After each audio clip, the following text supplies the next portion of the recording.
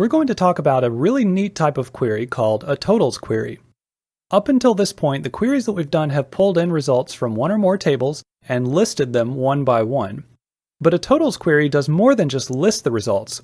It combines them according to their value, and then performs a calculation such as sum, average, or count, so that you get much more useful information. I'm going to start by opening the menu items ordered query in our bakery database.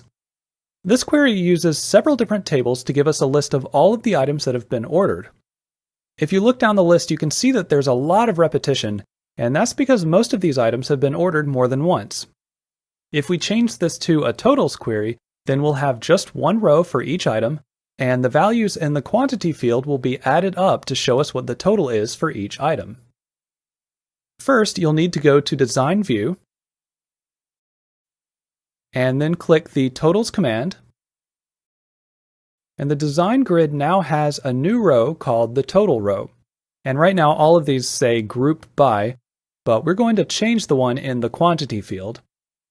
So click the drop-down arrow, and we're going to select Sum so it will add the values together. And there are some other options such as Average, Minimum, Maximum, Count, and a few more. But in this case we want to use Sum. Now we can run the query. And you can see that there is one row for each product, and the quantity field has changed to sum of quantity, and this gives us the total for each item. That means we can tell at a glance that we've sold 12 Christmas cakes, 9 carrot cakes, and 18 cheesecakes. You may notice that some of these product names appear on more than one row, and that's because they have more than one sales unit.